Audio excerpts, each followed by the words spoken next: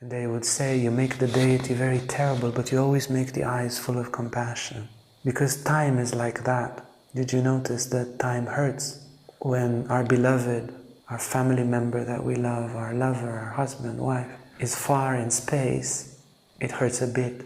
But if they are far in time, it hurts much more, if they've passed away. The image of Kali with a sword and with her tongue out became popular, but she is much more famous than known. Essentially, traditionally, Kali is one of the 10, what is called Mahavidyas, or great knowledge, or great macrocosmic powers, that together contain, let's say, the energy or the fabric of the universe, the tantra of the universe, the matrix. And she, as a force, represents the force of time. Kala is time, and Kali is the feminine. She is the power of time, but also the power of eternity. So why is time personified looking like that? Why not like a clock or like a sand clock, like one of these Dali paintings? Vivekananda in his writings explains that the Hindu gods and goddesses are human or humanized manifestation of cosmic principles. He said if we were a planet of bulls, then we would adore Kali as a bull. There would be a Kali bull, a female personification of the mother that would look in this case like a cow, because it would be feminine with the tongue out and whatever would be those symbolisms. And somehow that universal force is translated in an archetypical way as a kind of key to that energy.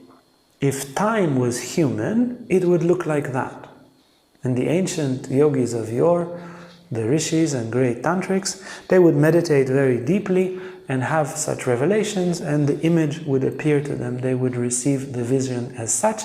And there are many, many forms of Kali related to different aspects of her being. Meditating with her, one connects to the energy of time.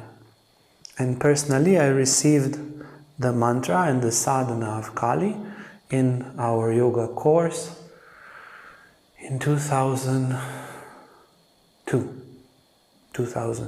somewhere in the spring of 2000, so 22 years ago. And I was so excited to receive her mantra. You need to go to quite a lot of classes, you need to study, like it's a preparation, about a year and a half. If you show your dedication, you receive the mantra, and if not, you will never receive it. You really need to dedicate yourself, at least for a year and a half, to come and to practice and to appear in class and so forth. You cannot just buy the mantra, you need to show your dedication. So I was really on fire after a year and a half. I was very excited, and I would meditate with her every day. And then at times I would take like a week and meditate 10 hours a day with her mantra. And sometimes I would take 24 hours without eating or sleeping and repeat her mantra. I would get so tired I would need to walk or stretch myself or do asanas, but I would continue to repeat the mantra to invigorate this connection with her. And the meditations with her would connect my being with the essence of life. I would get so vivid, so full of intensity. The meditation themselves would generally be pleasant, even blissful, absorbing, quiet. This very wonderful feminine presence, but in periods where I would meditate with her, there were certain periods of receiving a lot of gifts and certain periods where, by the contact and interaction with her, all sorts of limitations of mine would be revealed, and I could see my shortcomings, and I would receive the power to overcome. With money, for example, I remember when I was in Las Vegas, and I made a lot of money, some kind of method, something in the roulette. And I remember I was a child, I was really young, just early 20s, and a Jew. And it was very strong, the appeal to money and the power that it had over me. I didn't have much and I was very anxious, and then I could make money like that. And I remember praying to her and just being cleansed and purified, and it would leave me. But it would reveal the shortcomings and purify them. She has this power to destroy that which is impure. And it is sometimes a little painful, but purifying. And in the end, like after going into a washing machine or something, there is this purity after, and feeling of relief of not having that defect. Greed or laziness. I would allow myself, for example, in moments to just become very lazy. I would make an effort, and then because I made an effort before, I could become lazy after. And that's a very bad tendency. And then meditating with her, there were certain life circumstances. I had like a crystal that was charged for me and that was very dear for me. And I allowed myself to get very much into this unconscious, lazy mode because I made so much effort before. And then I was driving somewhere across Europe and going to the toilet somewhere with my unconsciousness. The crystal fell, and that's it. I discovered it hundreds of kilometers later. And I felt it was like, okay, I lost the crystal, but I learned a very valuable lesson. And it remained as a token. There is no space for unconsciousness. There is a constant light of responsibility, of awareness, of lucidity that needs to be and can be maintained. There's something about the devotion towards her. There are all these songs that Ramakrishna sings. My mother looks black, but she's not black.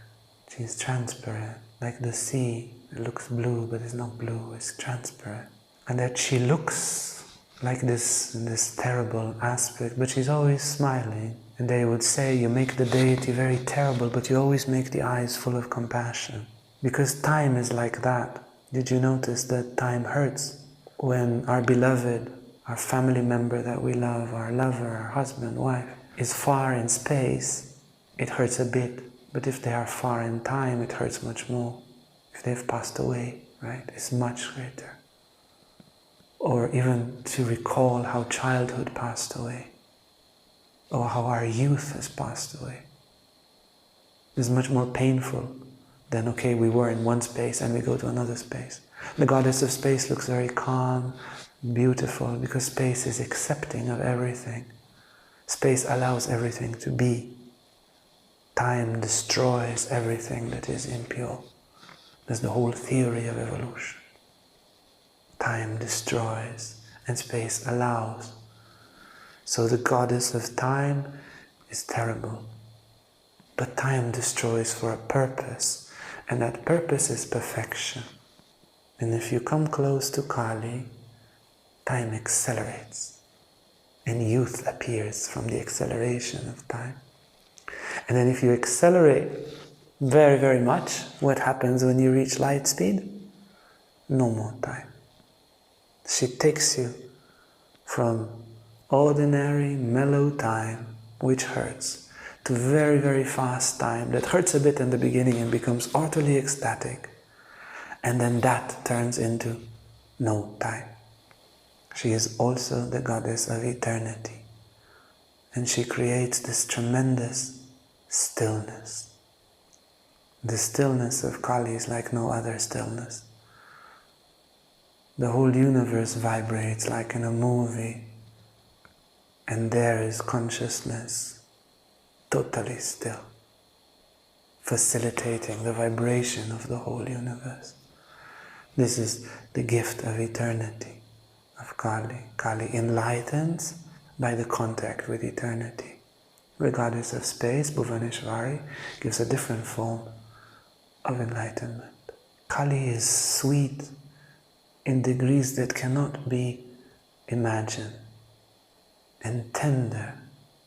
And once you are close to her and willing to follow her and become similar to her, all of life is filled with sweetness, and difficulties become sweet, and challenges become sweet, and limitations dissolve by the effervescent heartfulness of this sweetness.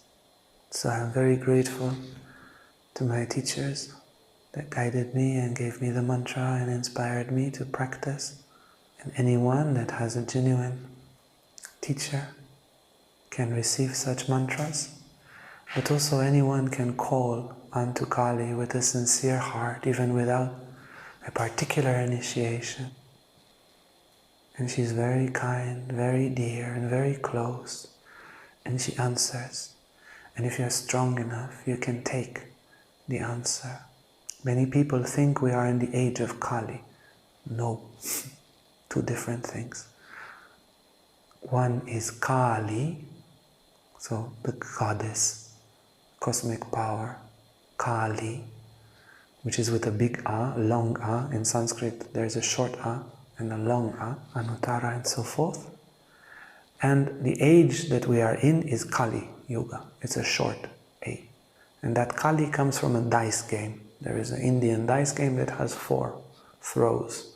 One of them is bad, Kali. One is better, Dvapara, Tetra, and Satya. So it's related to the dice game. It's a different word. We're not in the age of Kali. People associate it incorrectly. If you like this video and want to learn more about Tantra, about yoga, about psychology, emotional healing, lives of saints, and the scriptures, then hit the bell, like, subscribe, and you'll never miss an upload. Thank you so much.